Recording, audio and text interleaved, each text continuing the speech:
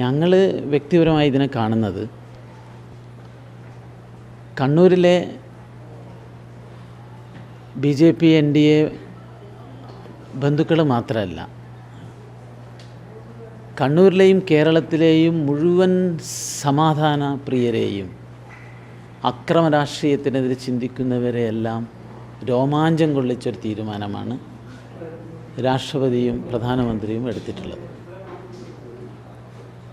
ഇത് ചിലപ്പോൾ കുറച്ച് ആളുകളെ കണ്ണൂരിൽ ഞെട്ടിച്ചിട്ടുണ്ടാവും.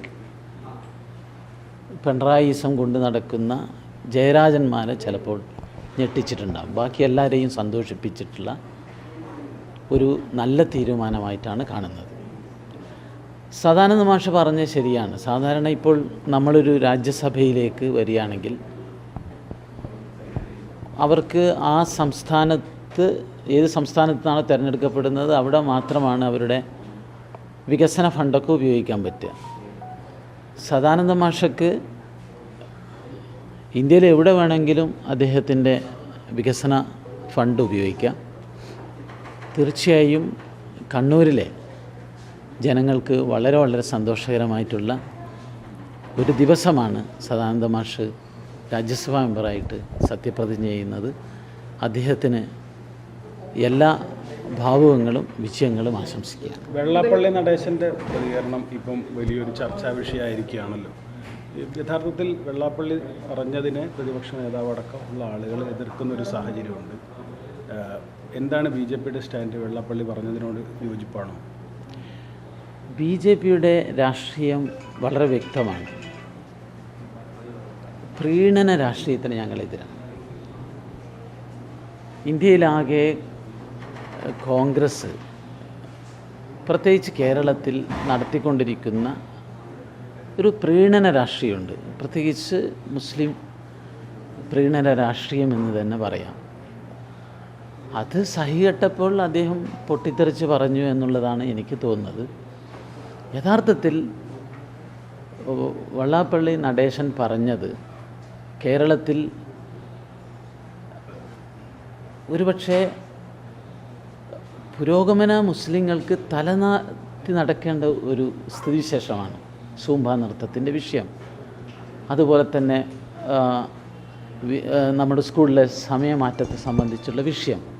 നമ്മൾ മനസ്സിലാക്കേണ്ടത് 365 ദിവസത്തിൽ കേരളത്തിൽ സ്കൂളുകൾ പ്രവർത്തിക്കുന്നത് ഒരു 150 ദിവസം പോലും ഇല്ല.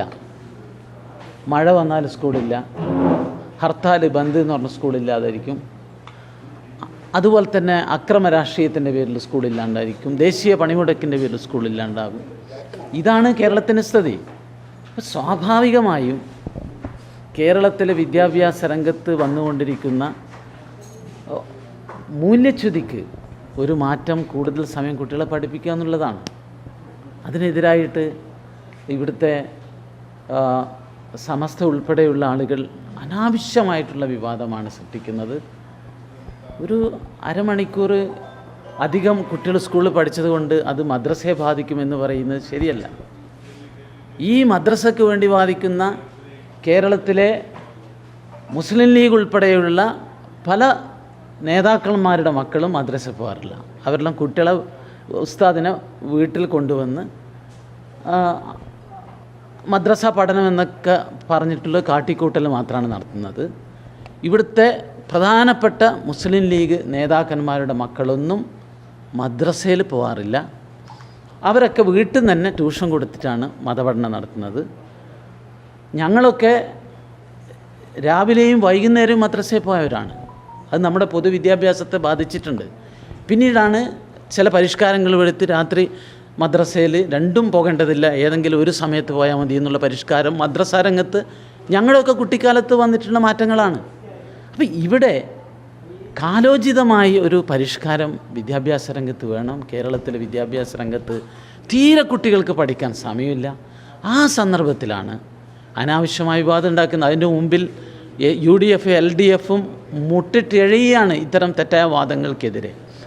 അപ്പോൾ അതെല്ലാം ഉള്ള ഒരു പശ്ചാത്തലത്തിൽ സൂംബ നൃത്തവുമായി ബന്ധപ്പെട്ട് ഒക്കെ വന്നിട്ടുള്ള വിമർശനത്തിൻ്റെയൊക്കെ പശ്ചാത്തലത്തിലാണ് ഇവിടെ വെള്ളാപ്പള്ളി ഇങ്ങനെ ഒരു ഉള്ളിത്തട്ടി ചില കാര്യങ്ങൾ പറഞ്ഞിട്ടുള്ളത്. ഇത് കുറ്റപ്പെടുത്തേണ്ട വെള്ളാപ്പള്ളിയല്ല, CPM-ൻ്റെയും അതുപോലെ തന്നെ കോൺഗ്രസിൻ്റെയും ഈ വളരെ വളരെ വൃത്തികെട്ട പ്രീണന രാഷ്ട്രീയമാണ് അവസാനിപ്പിക്കുന്നത്. അല്ല, ഇത് വളരെയധികം സമൂഹത്തിൽ ഭിന്നിപ്പുണ്ടാക്കുന്ന തരത്തിലുള്ള ഒരു പ്രസ്താവനയാണല്ലോ. അപ്പോൾ ഒരു മതസാമുദായിക നേതാവിൽ നിന്ന് ഇത്തരത്തിലുള്ള ഒരു പ്രസ്താവന വരാൻ പാടുണ്ടോ? അത് ഒഴിവാക്കപ്പെടേണ്ടതല്ലേ? ഇവിടെ ക്രിസ്മസ് വെക്കേഷനും ഓണം വെക്കേഷനും ഒക്കെ വെട്ടിച്ചുരുക്കണമെന്ന് പറയുന്നത് സമൂഹത്തിൽ ഭിന്നിപ്പുണ്ടാക്കുന്നതല്ലേ? ആ ചോദ്യം എന്തുകൊണ്ട് നമ്മൾ ചോദിക്കുന്നില്ല? അപ്പം എവിടുന്നാണ് ഭിന്നിപ്പിൻ്റെ സ്വരം ഉയർന്നിട്ടുള്ളത്? ഭിന്നിപ്പിൻ്റെ സ്വരം ഉയർന്നിട്ടുള്ളത് മറ്റേ ഭാഗത്തു നിന്നാണ്. അതിനെ നമ്മൾ വേണ്ട വിധത്തിൽ വിമർശിക്കാത്തതും തള്ളിപ്പറയാത്തതും കൊണ്ടാണ് ഇത്തരമൊരു സാഹചര്യം ഉണ്ടായിട്ടുള്ളത്. ഈ മുസ്ലിം വിഭാഗത്തിൻ്റെ ഇംഗിതമനുസരിച്ചാണ് സംസ്ഥാന സർക്കാർ മുന്നോട്ട് പോകുന്നത് എന്നതാണ് പ്രധാനപ്പെട്ട വിമർശനം. ആ വിമർശനം അബ്ദുള്ള കുട്ടി അംഗീകരിക്കുന്നു.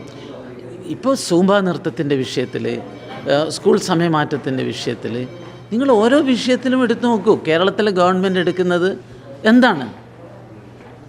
ഒരു മുസ്ലിം പ്രീണന രാഷ്ട്രീയം കേരളത്തിൽ അതിൻ്റെ ഒക്കെ അതിർ ലംഘിച്ച് മുന്നോട്ട് പോവുകയാണ്. അതിൻ്റെ ആവശ്യമില്ല. മുസ്ലിങ്ങൾ പോലും അതിൽ വിഷമിക്കുന്നു എന്നുള്ളതാണ് ഞാൻ മനസ്സിലാക്കുന്നത്. കാരണം സമൂഹത്തിൽ നല്ല ഐക്യം വേണം, എല്ലാവരും ഒന്നിച്ചു പോകണം എന്നുള്ള ആഗ്രഹിക്കുന്നവരാണ് മഹാഭൂരിപക്ഷം മുസ്ലിം ജനതയും. പക്ഷേ ഈ രാഷ്ട്രീയ നേതൃത്വം മുസ്ലിങ്ങളെ അണ്ടർഎസ്റ്റിമേറ്റ് ചെയ്യുകയാണ്. അവർ വിചാരിക്കുന്നത് എന്തെങ്കിലും ഇങ്ങനെ നക്കാപ്പിച്ച കൊടുത്താൽ, അവർക്ക് വേണ്ടി ഇങ്ങനെ എന്തെങ്കിലും പ്രസ്താവന നടത്തി കഴിഞ്ഞാലൊക്കെ അവരൊക്കെ ആവേശം കൊള്ളുന്ന. അങ്ങനെയല്ല. മുസ്ലിം സമൂഹത്തിലെ വളരെ വിദ്യാസമ്പന്നരായിട്ടുള്ള ആളുകളെല്ലാം കേരളം ഒറ്റക്കെട്ടായ ഐക്യത്തോടു കൂടി മുന്നോട്ട് പോകണമെന്നുള്ളതാണ് ഞങ്ങളുടെ മുദ്രാവാക്യം. എല്ലാവർക്കൊപ്പം എല്ലാവർക്കും വികസനം.